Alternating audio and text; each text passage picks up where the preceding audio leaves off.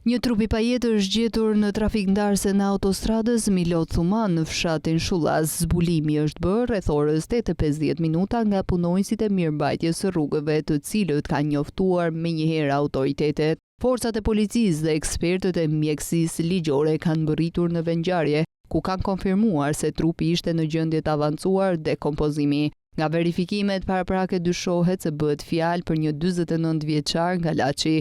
Dyshimet fillestare sugjerojnë se ai ka humbur jetën disa muaj më parë, si pasojë e një aksidenti rrugor, ku automjeti që mund ta ketë goditur është larguar menjëherë nga vendi I ngjarjes. Ndërkohë, burimet paraprake nga grupi hetimor bëjnë me dije se viktima rezulton me precedent penale për vjedhje dhe dhunë në familje. Hetuesit po shqyrtojnë gjithashtu një episod të ndodhur më 15 tetor, ku një person I dyshuar për vjedhje u aksidentua teksa largohej me një motor në të njëjtën zonë.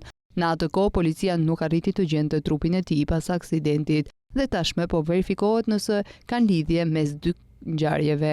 Aktualisht autoritetet po analizojnë pamjet e kamerave të sigurisë për të identifikuar ndonjë automjet të dyshimt ose për të kuptuar më shumë rreth rrethanave të vdekjes. Trupi I pajetë është transportuar në morg, ku do të kryhet edhe autopsia për të përcaktuar shkakun e saktë të vdekjes së 49 vjeçarit dhe për të bërë të mundur konfirmimin e identitetit të tij.